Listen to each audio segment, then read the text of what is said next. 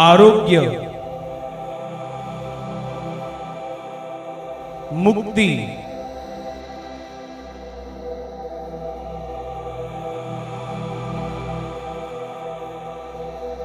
पापक्षमा,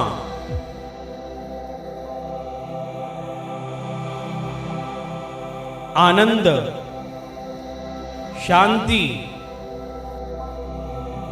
सार्वकालिक जीवन ही आहे घोषणा ख्रिस्ताच्या क्रूसाची।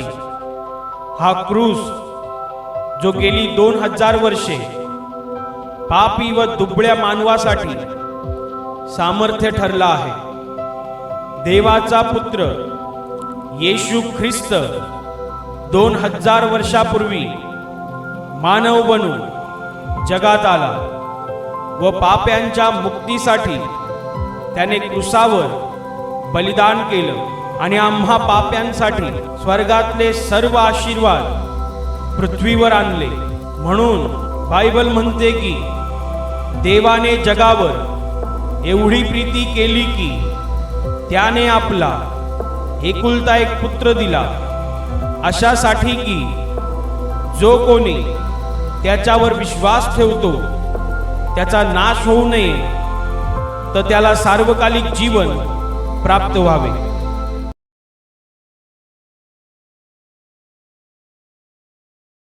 पूर्ण बायबल पान नंबर 98, लूकचं शुभवर्तमान अध्याय 11 वचन 9 पासून 13 पर्यंत मी वाचून दाखवते, सर्वजण लक्ष द्या।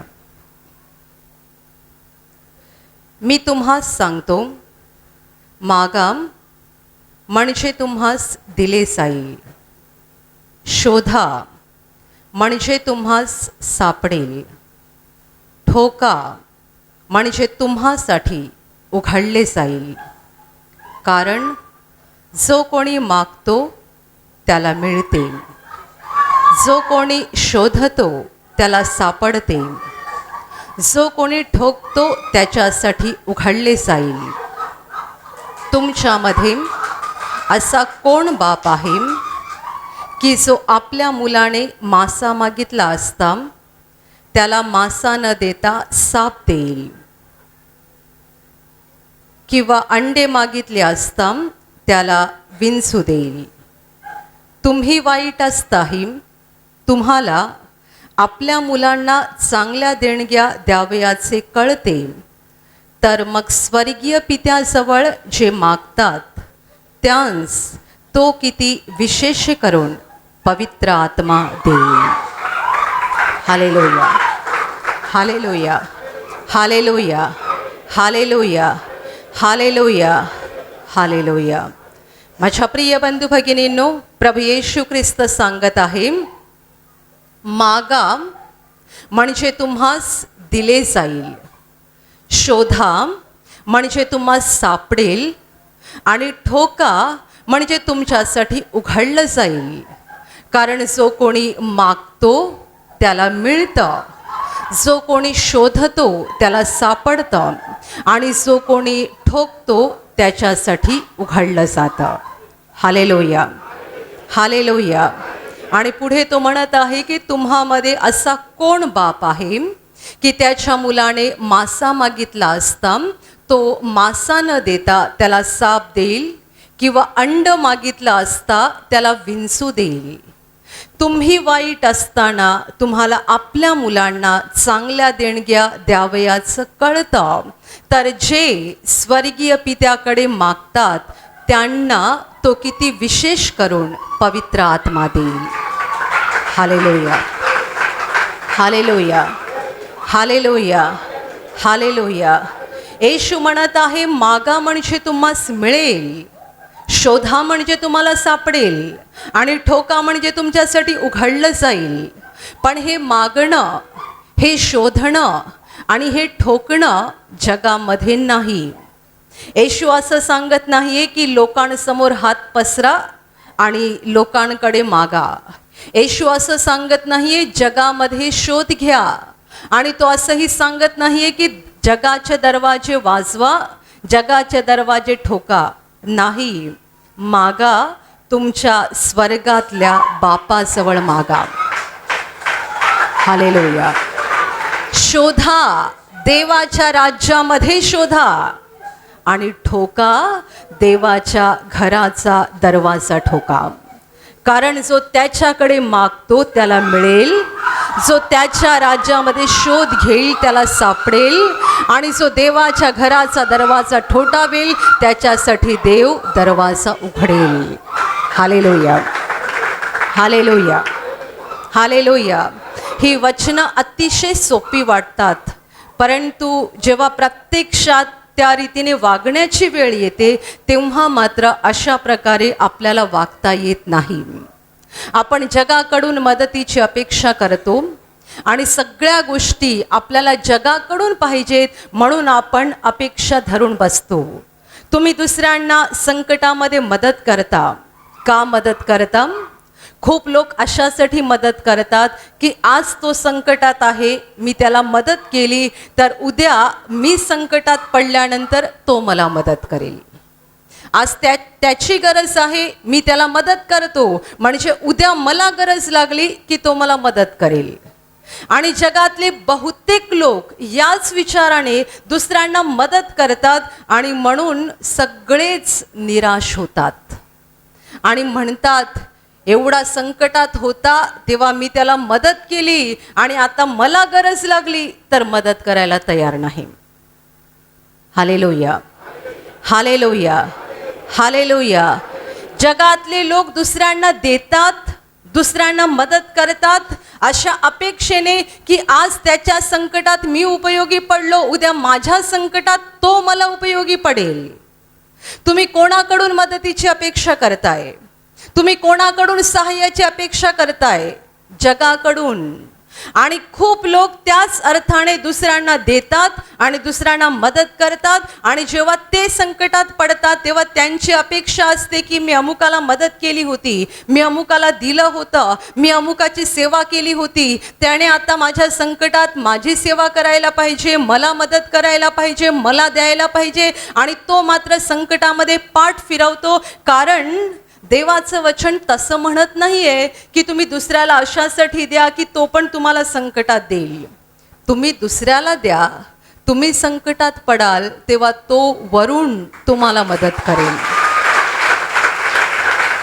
Hallelujah, hallelujah. म्हणजे ज्याच्याकडून तुम्हाला अपेक्षाच नाहीये आणि तुम्हाला वाटलंच नाही की अशी एखादी व्यक्ती येऊन मदत करेल, अशी व्यक्ती तुमच्या संकटाच्या काळात देव उभी करेल तुम्हाला मदत करण्यासाठी, तुम्हाला संकटातून बाहेर काढण्यासाठी, संकटामध्ये तुम्हाला हात देण्यासाठी देव अशा एखाद्या व्यक्तीला उभा करेल की जी व्यक्ती तुमच्या हिशोबात नव्हती, तुमच्या विचारात नव्हती. पण जर तुम्ही त्या अर्थाने दुसऱ्यांना मदत केली असेल तर की मी याला मदत करतो, हा मला मदत करेल म्हणून नाही, तर देव मला मदत करेल. मी जर याला दिला तर देव मला देईल. Hallelujah, hallelujah, hallelujah. मी जर अमुकाला दिलं तर देव मला देईल. मी अमुकाच्या संकटात त्याला मदत केली तर माझ्या संकटात देव मला मदत करेल. म्हणजे तुमचं मागणं, तुमचं शोधणं आणि तुमचं ठोकणं हे सगळं देवाच्या राज्यात झालं पाहिजे, जगामध्ये नाही आणि जगातल्या लोकांच्या संदर्भात नाही. नाहीतर खूप लोक म्हणतील आम्ही किती लोकांकडे मदत मागितली पण कोणी आम्हाला मदत केली नाही. येशू म्हणतो मागा म्हणजे तुम्हाला मिळेल. आम्ही खूप जणांकडे मागितलं पण आम्हाला मिळालं नाही. पण येशूने असं नाही सांगितलं की लोकांकडे मागा, अजिबात नाही. तुमचे हात पसरा तुमच्या स्वर्गातल्या महान बापाच्या समोर, तुमचे गुडघे टेका स्वर्गातल्या महान बापासमोर, तुमचे हात जोडा त्याच्या समोर. येशूने प्रार्थना करायला शिकवलं, त्यामध्ये त्याने असंही बोलायला सांगितलं की आमची रोजची भाकर आज आम्हाला दे. कोणाकडे अशी प्रार्थना करायची? कोणाकडे? येशूकडे नाही, स्वर्गीय पित्याकडे. स्वर्गीय पित्याकडे काय प्रार्थना करायची? आमची रोजची भाकर आज आम्हाला दे. आणि तुम्ही तुमच्या फॅक्टरीच्या बॉसला जाऊन सांगता भाकरीसाठी पैसे मिळतील का? तुम्ही कोणासमोर हात जोडता? स्वर्गातला बाप स्वर्गातून खाली उतरेल आणि तुमच्या ताटामध्ये तुम्हाला जेवण देईल? हो, तोच देतो आणि फक्त तोच देतो आणि फक्त तोच देतो आणि त्याने दिलं नाही तर कोणाला मिळू शकत नाही. Hallelujah, hallelujah, hallelujah. मदर तेरेसांच्या जीवनामध्ये भरपूर अनुभव आहेत. त्यातला एक अनुभव असा आहे की त्यांच्या संस्थेमध्ये, त्यांच्या मठामध्ये अशी एक वेळ आली होती जेव्हा त्यांच्याकडे काहीच पैसा नव्हता आणि स्वयंपाकघरामध्ये जरासुद्धा धान्य शिल्लक नव्हतं. सकाळी त्यांच्या सिस्टर्स उठल्या आणि मदरना म्हणतात की आज खायचं काय, कारण काहीही धान्य शिल्लक नाही आहे. आणि मदर तेरेसांच्या मठामध्ये फक्त त्यांच्या सिस्टर्स नव्हत्या, तर त्या पुष्कळ अनाथ मुलांचा सांभाळ करायच्या आणि पुष्कळ कुष्ठरोगी लोकांचा सांभाळ करायच्या. त्या सिस्टर्स उठून म्हणतात की आज खायचं काय, कारण स्वयंपाकघरात जराही तांदूळ नाही आहेत आणि कोणतंही धान्य नाही आहे. मदर तेरेसा म्हणाल्या, सगळ्या प्रार्थना खोलीमध्ये जा आणि गुडघे टेकून प्रार्थना करा. त्या तिच्याकडे बघायला लागल्या, मदर वेडी आहे. आम्ही गुडघे टेकून प्रार्थना करून स्वयंपाकघरामध्ये धान्य कुठून येणार? कोण मदत करणार असेल त्याला फोन केलेला बरा ना, की आज आम्हाला खायला काही नाही आहे, काही मिळेल का आम्हाला? एवढी मुलं आहेत, एवढे आजारी लोक आहेत. कुणाला तरी ओळखीच्या लोकांना फोन करायला पाहिजे. दान देणारे एवढे दान करते आहेत त्यांना फोन करायला पाहिजे. दानशूर लोक आहेत. हे सगळं सोडून मदर त्यांना म्हणतात की जा सगळ्या जणी प्रार्थना खोलीमध्ये आणि प्रार्थना करा. आणि मदरची आज्ञा पाळावी म्हणून त्या सगळ्या जणी गेल्या प्रार्थना खोलीमध्ये आणि प्रार्थना करायला लागल्या. 11 वाजता बेल वाजली. दरवाजा उघडून बघितला तर एक टेम्पो आला होता ज्याच्यामध्ये एका माणसाने तांदूळ आणि भरपूर धान्य तिकडे दान देण्यासाठी आणलं होतं. Hallelujah, hallelujah, hallelujah. तुम्ही तुमच्या बॉस समोर हात जोडता. तुम्ही तुमच्या जगातल्या मालकांसमोर हात जोडता. तुम्ही जगातल्या लोकांकडे मागता. पण येशूचं वचन असं सांगत नाहीये की त्यांच्याकडे मागा. जग दुष्ट आहे, जग वाईट आहे. जग तुम्हाला देणार नाहीये. तुम्हाला कुठून द्यायचं, कोणत्या मार्गाने द्यायचं, कसं पुरवायचं हे तुम्हाला कळत नाही. आपली बुद्धी चालत नाही. परंतु देवाचे मार्ग हजार आहेत, अगणित आहेत. तो कोणत्याही मार्गाने तुमची गरज भागवेल, कोणत्याही मार्गाने तुम्हाला देईल. तुम्ही मागा, तुमच्या स्वर्गातल्या पित्याजवळ मागा. शोधा, देवाच्या राज्यात शोध घ्या, जगामध्ये नाही. आणि ठोका, देवाच्या राज्याचा दरवाजा ठोका. कारण तो असा एक बाप आहे जो मुलांवर मनापासून प्रेम करतो. आणि तो असा एक बाप आहे की जी मुलं त्याच्याकडे मागतात त्यांना तो देतो. जी मुलं शोधतात त्यांना तो सापडू देतो. आणि जी मुलं ठोकतात त्यांच्यासाठी तो दरवाजा उघडतो आणि त्यांना भरभरून आशीर्वादित करतो. Hallelujah, hallelujah, hallelujah, hallelujah. जगाकडे मागणारे निराश होतात. जगाकडे मागणारे अपयशी होतात. जगामध्ये शोध घेणारे अस्वस्थ होतात. जगाचा दरवाजा वाजवणारे पूर्णपणे कोसळून जातात. पण जे देवाकडे मागतात, जे देवाच्या घरात शोध घेतात, जे देवाच्या राज्याचा दरवाजा वाजवतात, ते कधीच लज्जित होत नाहीत, कधीच फजित होत नाहीत. कारण तो प्रेम करणारा बाप आहे. तो भरून देणारा बाप आहे. तो आशीर्वादित करणारा बाप आहे. आणि तो त्याच्या मुलांना कधीच रिकाम्या हाताने परत पाठवणार नाही. Hallelujah, hallelujah, hallelujah, hallelujah, hallelujah. म्हणून स्तोत्र संहितेमध्ये दावीद राजाने म्हटलेलं आहे, मी तरुण होतो आणि आता मी म्हातारा झालो, परंतु मी माझ्या संपूर्ण आयुष्यात नीतिमान माणसाला भिकेला लागलेलं कधी पाहिलेलं नाहीये. नीतिमान माणूस, देवावर विश्वास ठेवणारा आणि देवाच्या हातात जीवन देऊन चालणारा भिकेला लागला असं मी कधीच पाहिलं नाही. का पाहिलं नाही? जे त्याच्यावर अवलंबून आहेत, जे त्याच्यावर विसंबून आहेत, त्यांना तो कधीही सोडून देत नाही. त्यांचा तो कधीही त्याग करत नाही, त्यांना तो कधीही टाकत नाही. आणि म्हणून येशू अगदी उघडपणे सांगतोय, मागा म्हणजे तुम्हाला मिळेल, शोधा म्हणजे तुम्हाला सापडेल, आणि ठोका म्हणजे तुमच्यासाठी उघडलं जाईल. Hallelujah, hallelujah, hallelujah. बायबलमध्ये हा प्रसंग लिहिलेला आहे की येशूच्या मागे एक बाई जात होती. तिच्या मुलीला येशूने बरं करावं म्हणून. तिला काय पाहिजे होतं? तिची मुलगी अशुद्धात्म्यापासून मुक्त व्हावी अशी तिची इच्छा होती. पण ती बाई होती परराष्ट्रीय, इस्रायली नव्हती, आणि येशू परराष्ट्रीय लोकांमध्ये काम करत नव्हता. म्हणून ती बाई ओरडत होती, सारखी त्याला विणवीत होती, तरी येशूने तिच्याकडे लक्ष दिलं नाही. ती किती ओरडते, किती रडते, येशूने तिच्याकडे लक्ष दिलं नाही. पण तिचं ओरडणं आणि येशूच्या मागे मागे जाणं चालूच राहिलं, सुरूच राहिलं. ती देवाच्या राज्याचा दरवाजा ठोकत राहिली. दरवाजा उघडला जात नाहीये तरी ती ठोकते, ठोकते, ठोकते. पण कुठला दरवाजा ठोकते? देवाच्या घराचा, जगाचा नाही. देवाच्या घराचा दरवाजा ठोकत होती. अहो येशू, दया करा, दया करा, माझ्या मुलीला बरं करा. येशू ऐकत नाहीये, तो पुढे चाललेला आहे, कारण त्याला माहिती आहे की ती परराष्ट्रीय बाई आहे, ती इस्रायली नाहीये. मला सध्या तिच्यासाठी काम करायचं नाहीये, पहिलं मला इस्रायलमध्ये काम करायचं आहे. आणि म्हणून तो ऐकत नाहीये, तरी पण ती रडतच आहे, तिचं दार ठोकणं चालू आहे. आणि शेवटी येशूचे शिष्य त्याला म्हणतात की तिला घालवून तरी द्या. ती एकसारखी आपल्या मागून येते, रडते, ओरडते, सारखी आपल्या मागून येत आहे, तिला घालवून द्या. तेव्हा येशू त्यांना म्हणतोय की मुलांची भाकर काढून घरच्या कुत्र्यांना घालणं बरं नाही. आणि हे त्यांचं बोलणं सुरू असताना ती बाई तिकडे आली.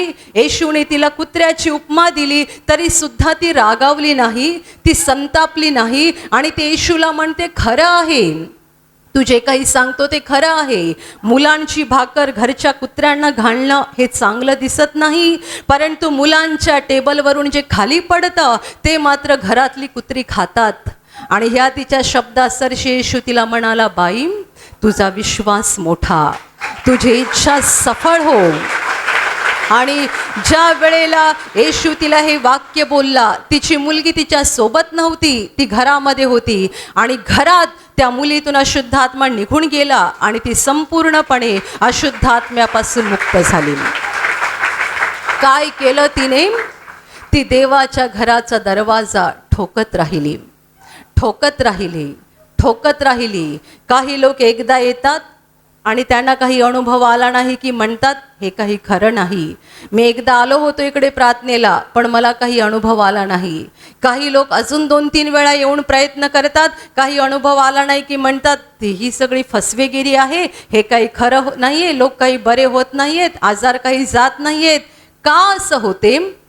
तुम्ही देवाच्या घराचा दरवाजा ठोकायचं का थांबवता?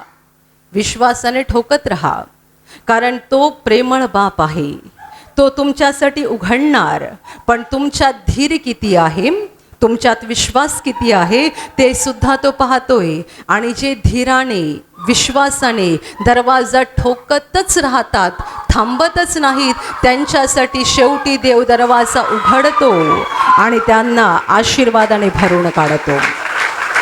Hallelujah, hallelujah, hallelujah. पुढे येशू म्हणत आहे की तुमच्यामध्ये असा कोण बाप आहे की मुलाने मासा मागितला असता तो त्याला मासा न देता साप देईल, आणि मुलाने अंड मागितला असता अंड न देता विंचू देईल. कोणताच बाप नाहीये की मुलाला साप देईल किंवा विंचू देईल. मग येशू म्हणतो की तुम्ही वाईट असताना, तुम्ही पापी असताना तुम्हाला तुमच्या मुलांना चांगल्या गोष्टी देणं कळतं.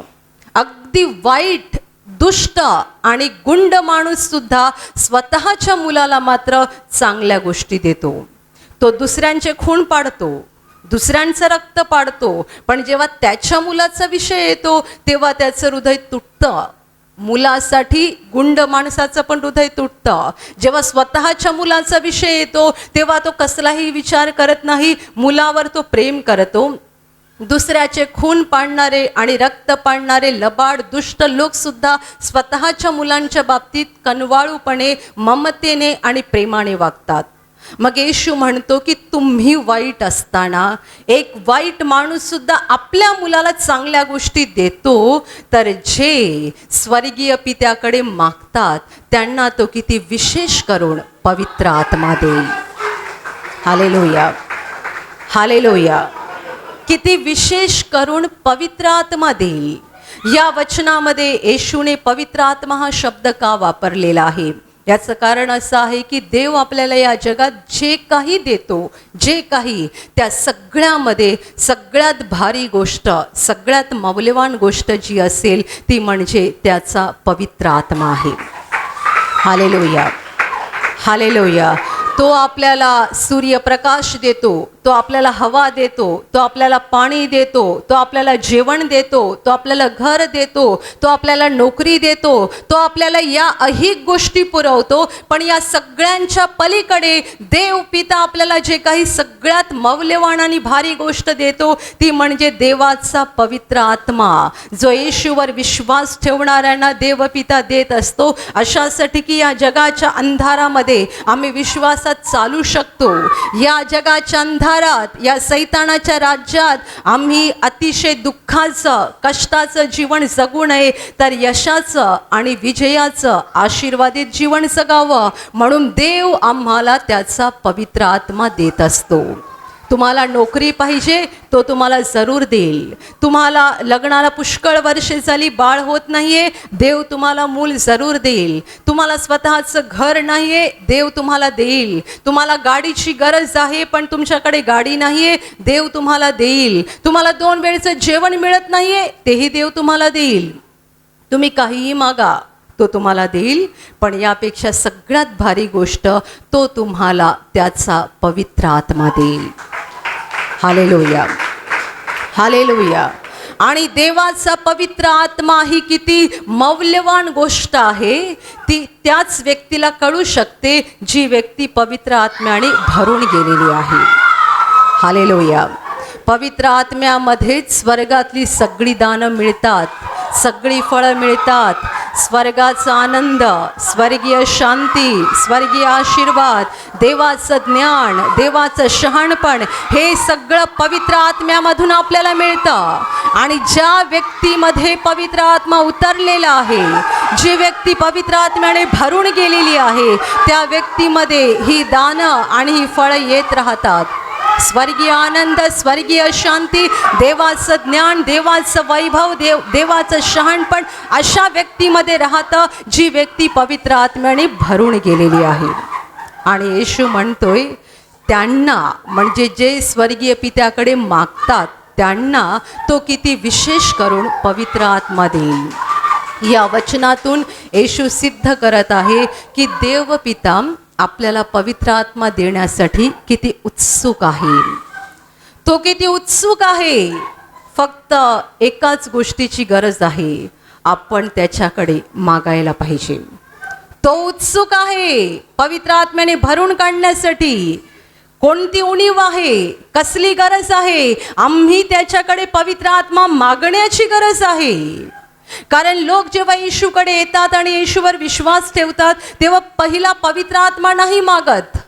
आजारमुक्ती सगळ्यात पहिली पाहिजे, व्यसनमुक्ती पाहिजे, संकट निघून गेली पाहिजेत, दुःख निघून गेली पाहिजेत, हे मिळायला पाहिजे, ते मिळायला पाहिजे, हे काम झालं पाहिजे, ते काम झालं पाहिजे, हे दुःख निघून जायला पाहिजे, ते दुःख निघून जायला पाहिजे. आणि आमच्या प्रार्थना शेवटपर्यंत संपत नाहीत, चालूच राहतात.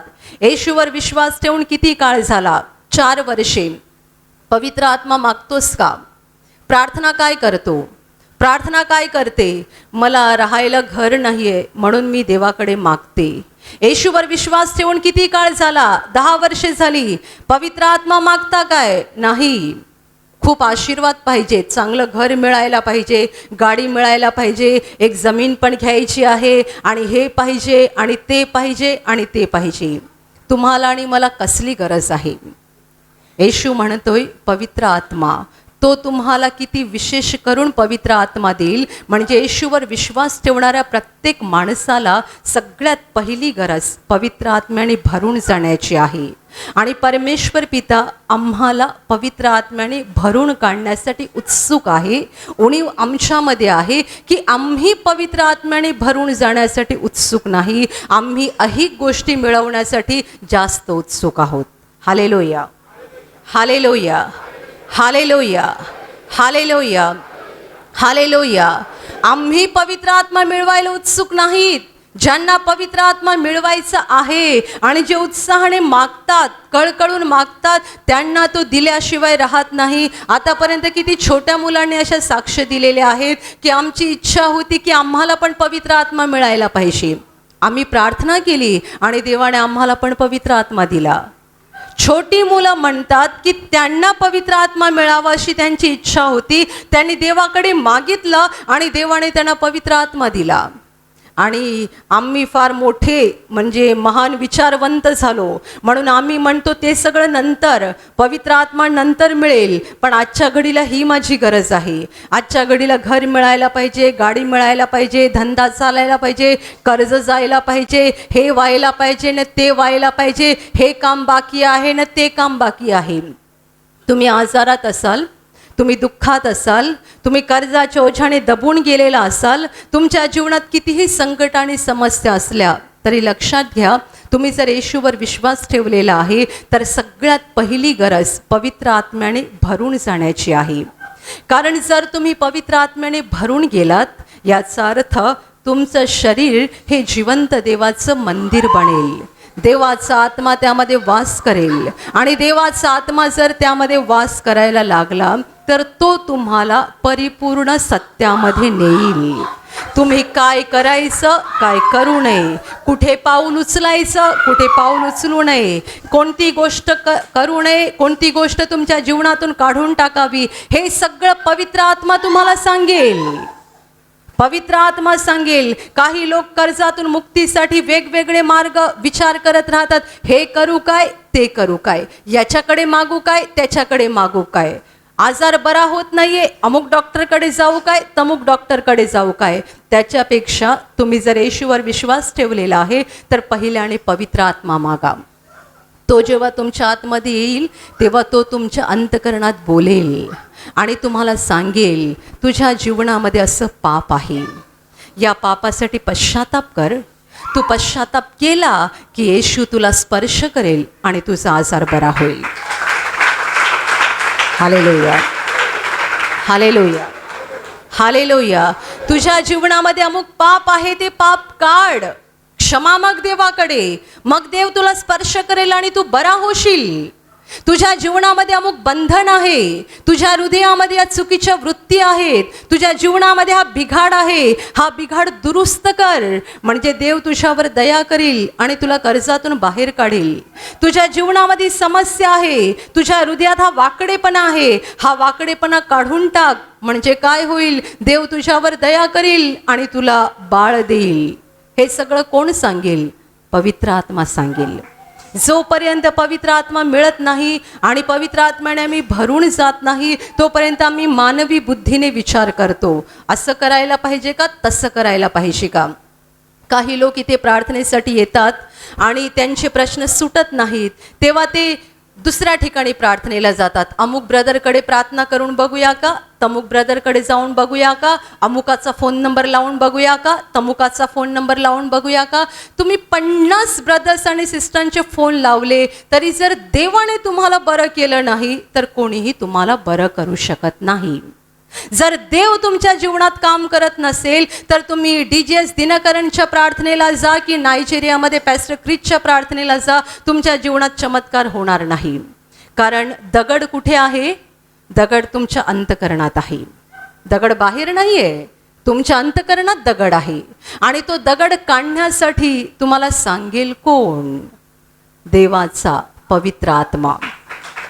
तो सांगेल, तो तुम्हाला दाखवेल, तुम्ही जीवनामध्ये बदल करावा म्हणून तो सांगेल. तो तुम्हाला तुमचा दगड स्पष्ट दाखवेल. तो दगड काढायचं कसं हेही तुम्हाला सांगेल. तो दगड काढून टाकायला तो तुम्हाला शक्ती पण देईल, मदत पण करेल. तो आम्हाला मार्गदर्शन करतो, तो आम्हाला प्रेरणा देतो आणि तो आम्हाला ते करायला शक्ती पण देतो. तो कैवारी आत्मा आहे म्हणून त्याला कैवारी म्हटलेलं आहे. तो आपला कैवार घेतो. आपण पापी माणसं आहोत पण तो आपला कैवार घेतो. तो आपल्याला मार्गदर्शन करतो, प्रेरणा देतो, शक्ती देतो. तो आपल्याला संपूर्ण प्रकारे मदत करतो. संपूर्णपणे तो आपला कैवार घेतो. म्हणून तुम्हाला आणि मला बाकी कशाची गरज नाहीये. एका गोष्टीची खरी गरज आहे, पवित्र आत्म्याने भरून जाण्याची. येशू स्वर्गात गेला तेव्हा त्याने त्याच्या शिष्यानं सांगून ठेवलं होतं, यरुशलेम सोडून जाऊ नका. का जाऊ नका? एका गोष्टीसाठीच सांगितलं होतं, यरुशलेम सोडून जाऊ नका. पित्याने तुम्हाला देव केलेल्या देणगीची वाट बघा. जोपर्यंत ती देणगी, ते स्वर्गातून उतरणारं दान तुम्हाला मिळत नाही तोपर्यंत थांबा. काय मिळावं म्हणून थांबा. स्वर्गातून त्यांना घरं मिळणार होती, जमीन मिळणार होती, गाडी मिळणार होती. येशूने कशासाठी सांगितलं की तुम्हाला काहीतरी दान मिळणार आहे, ते दान मिळावं म्हणून थांबा. एकदा ते दान मिळालं की मग बाहेर जा, सगळ्या जगात जाऊन माझी साक्ष द्या. पण ते दान मिळेपर्यंत थांबा. आणि ते दान कोणतं होतं? देवाचा पवित्र आत्मा. शिष्य थांबून राहिले, शिष्य थांबून राहिले, प्रार्थना करत राहिले. कारण प्रभूने त्यांना सांगितलं होतं, यरुशलेमच्या बाहेर जाऊ नका. जोपर्यंत देवपिता तुम्हाला ती भेट देत नाहीये तोपर्यंत यरुशलेमच्या बाहेर पडू नका. आणि 50व्या दिवशी ते प्रार्थना करत असताना मोठा वारा सुटला. ज्या घरात ते बसले होते ते सगळं घर त्या वाऱ्याने भरून गेलं. आणि स्वर्गातून अग्नीच्या जिभाच्या रूपात पवित्र आत्मा त्यांच्यावरती उतरला आणि सगळे शिष्य पवित्र आत्म्याने भरून गेले. Hallelujah, hallelujah, hallelujah. हे पेंटेकॉस्टच्या दिवशी म्हणजे 50व्या दिवशी त्यांना पवित्र आत्मा मिळाल्यानंतर मग ते यरुशलेमेतून बाहेर पडले आणि येशूच्या नावाचा प्रचार करायला लागले. त्यांच्याकडून मोठमोठे चमत्कार घडायला लागले, मोठी चिन्ह आणि अद्भुत घडायला लागली. पण शिष्य काय घेऊन बाहेर पडले? काय होतं त्यांच्याकडे? पैसा नाही, त्यांच्याकडे सोनं रूपं नव्हतं. कोणती गोष्ट घेऊन ते यरुशलेममधून बाहेर पडले? देवाचा पवित्र आत्मा. तुम्ही जर येशूवर विश्वास ठेवलेला आहे तर तुम्हाला पवित्र आत्म्याने भरून जाण्याची गरज आहे. एकदा नाही, दोनदा नाही, रोज पवित्र आत्म्याने भरून जाण्याची गरज आहे. रोज पवित्र आत्म्याने परिपूर्ण होण्याची गरज आहे. कारण जेव्हा त्या आत्म्याने आम्ही परिपूर्ण होऊ तेव्हा तो आत्मा आम्हाला चालवेल. आणि जेव्हा पवित्र आत्मा आम्हाला चालवेल तेव्हा आम्ही यशस्वी आणि विजयाचं जीवन जगू शकतो. Hallelujah, hallelujah, hallelujah, hallelujah. इथे आशिष प्रार्थना घरात येऊन तुमचा प्रॉब्लेम सुटत नाहीये किंवा तुमची समस्या सुटत नाहीये म्हणून याचे त्याचे फोन नंबर मिळवत बसू नका. तुम्हाला जर इथली प्रार्थना चांगली वाटत नसेल तर जरूर तुम्ही दुसऱ्या ठिकाणी जाऊ शकता. मी मागे पण लोकांना सांगत असे, तुम्हाला जर ही प्रार्थना आवडत नसेल तुम्ही दुसऱ्या ठिकाणी जा. पण जिथे कुठे तुम्ही जाल एकाच प्रार्थनेमध्ये, एकाच सेवा कार्यामध्ये चिकटून राहा. इथे तिथे करू नका. इथे तिथे केल्याने काहीही फायदा होत नाही. तुमच्या मोबाईलमध्ये 10 ठिकाणच्या प्रार्थनेचे नंबर असले तर तुम्हाला काही फार जास्त फायदा होईल असं नाही. उलट असते, जो माणूस एकाच ठिकाणाला चिकटून राहतो आणि प्रामाणिकपणे त्या विश्वासामध्ये चालत राहतो त्याची प्रगती फार जास्त होते. कारण त्याला फार जास्त आशीर्वाद मिळतात. तो जास्त पवित्र आत्म्याने भरून जातो. त्याला स्वर्गातून जास्त कृपादान प्राप्त होते. Hallelujah, hallelujah, hallelujah, hallelujah. अशा प्रिय बंधू भगिनींनो, परमेश्वर पिता तुम्हाला पवित्र आत्मा देण्यासाठी उत्सुक आहे. प्रत्येकाला पवित्र आत्मा देण्यासाठी उत्सुक आहे. रोज पवित्र आत्म्याने भरून जाण्यासाठी प्रार्थना करा. आणि तुम्हाला जर तसा विशेष अनुभव येतच नाही आहे की पवित्र आत्मा तुमच्यामध्ये उतरलेला आहे किंवा तुम्ही पवित्र आत्म्याने भरलेला आहात, हा अनुभव जर तुम्हाला येत नाही तर तुम्हाला रडून प्रार्थना करायची गरज आहे. रडून रडून अश्रू ढाळून प्रार्थना करा, कारण आपण आजारासाठी खूप रडून प्रार्थना करतो, संकटातून मुक्तीसाठी रडून प्रार्थना करतो, पण पवित्र आत्मा मिळवण्यासाठी रडून प्रार्थना करणारे लोक फार थोडे आहेत. तुम्ही जर अश्रू ढाळून मागत नाही, याचा अर्थ तुम्ही पवित्र आत्मा मिळवण्यासाठी गंभीर नाही आहात, तुम्ही सिरियस नाही आहात. देवाकडे मागता, देवा मला पवित्र आत्मा दे, मला पवित्र आत्मा पाहिजे. हे लोक कसे पडतात ना, मला पण पडायचं आहे, मला पण अनुभवायचं आहे. काही लोक म्हणतात एकदाच, फक्त एकदाच अनुभव पाहिजे, एकदाच मला पडून बघायचं आहे. हे लोक कसे पडतात आणि पडल्यानंतर यांना काय होतं, मला एकदाच बघायचं आहे, परत नाही बघायचं. पवित्र आत्मा म्हणजे दुकानातून विकत आणणारी गोष्ट नाही आहे, जी तुम्हाला एकदाच अनुभवायची आहे. आणि पवित्र आत्मा एवढी हलकी गोष्ट नाही आहे. पवित्र आत्मा म्हणजे देवाचा आत्मा आहे. आणि पवित्र आत्मा ही केवळ शक्ती नाही आहे, तर ती शक्तिशाली व्यक्ती आहे. तो जर तुमच्यामध्ये यावा आणि तो तुमच्यामध्ये वस्ती करून राहावा, अशी जर तुमची इच्छा असेल, तर तुम्ही त्या बाबतीत गंभीर असायला पाहिजे. गंभीर कोण आहे? जो रडून रडून पवित्र आत्म्याने भरून जायला प्रार्थना करतो, तो गंभीर आहे. आणि जो सहजपणे मागतो, तो जराही गंभीर नाही आहे. Hallelujah, hallelujah, hallelujah. तुम्ही जेव्हा देवाकडे मागता, तेव्हा देव तुमच्या हृदयाकडे बघतो की किती मनापासून तुम्हाला तो हवा आहे, किती खरोखर तुम्हाला पवित्र आत्मा हवा आहे. तुम्ही खरोखर पवित्र आत्म्यासाठी किती आतुर झालेला आहात, किती आसुसला आहात, हे देव तुमच्या हृदयाकडे पाहून ओळखतो. म्हणून वरवरून मागू नका, कळकळीने मागा. कारण जो कळकळीने मागेल, जी कळकळीने मागेल, त्यातल्या एकालाही देव रिकाम्या हाताने पाठवणार नाही, तर सगळ्यांनाच, म्हणजे जेवढे कळकळीने मागतात त्या सगळ्यांनाच तो पवित्र आत्म्याने भरून काढील, कारण तो पवित्र आत्मा देण्यासाठी उत्सुक आहे. Hallelujah, hallelujah, hallelujah. हा पवित्र आत्मा तुमच्यामध्ये आल्यानंतर तुम्हाला तुमच्या सगळ्या प्रश्नाची उत्तर मिळतील. तुम्हाला इथे तिथे फोन करायची गरज नाही, इथे तिथे सैरा वैरा धावायची गरज नाही आहे. पवित्र आत्मा तुम्हाला शांत करेल, तो तुमच्याशी बोलेल आणि तो तुम्हाला तुमच्या जीवनातल्या सगळ्या प्रश्नाची उत्तर देईल. म्हणून देवाकडे मागा, पवित्र आत्मा मागा. वरवरून नाही, सहजपणे नाही, गंभीरपणे, अगदी कळकळून त्याच्याकडे पवित्र आत्मा मागा आणि पवित्र आत्म्याने भरून जा, ज्यामुळे तुमचं संपूर्ण जीवन प्रकाशित होईल आणि स्वर्गीय शांतीने आणि आनंदाने तुम्ही भरून जाल. Hallelujah, hallelujah. आणि आता मी तुमच्यासाठी प्रार्थना करणार आहे. तुमच्या शरीराच्या ज्या भागाला आजार आहे, तिथे पूर्ण विश्वासाने हात ठेवा. आणि तिथे हात ठेवणं शक्य नसेल तर तुमच्या छातीवर हात ठेवा. विश्वास ठेवा की प्रभू येशू आत्ताच तुम्हाला स्पर्श करेल आणि बरं करेल. पूर्ण विश्वास ठेवा की प्रभू आत्ता तुम्हाला स्पर्श करेल आणि तुमच्या जीवनामध्ये अद्भुत काम करेल. तुमच्या शरीरातील सर्व आजार प्रभू येशूच्या नावाने या क्षणाला निघून जावोत. तुमच्या जीवनातील सर्व दुःख प्रभू येशूच्या नावाने या क्षणाला निघून जावो. तुमच्या जीवनात काम करणारी सर्व अंधाराची शक्ती प्रभू येशूच्या नावाने ह्या क्षणाला निघून जावो. सैतानाची सर्व बंधनं तुमच्या जीवनातून तुटून जावोत. सर्व शुद्धात्म्यांनो, प्रभू येशूच्या नावाने मी तुम्हाला आज्ञा देत आहे, या क्षणाला ह्यांना सोडून निघून जा आणि पुन्हा त्यांच्यात शिरू नका. तुमचं हृदय स्वर्गीय शांतीने भरून जाऊ.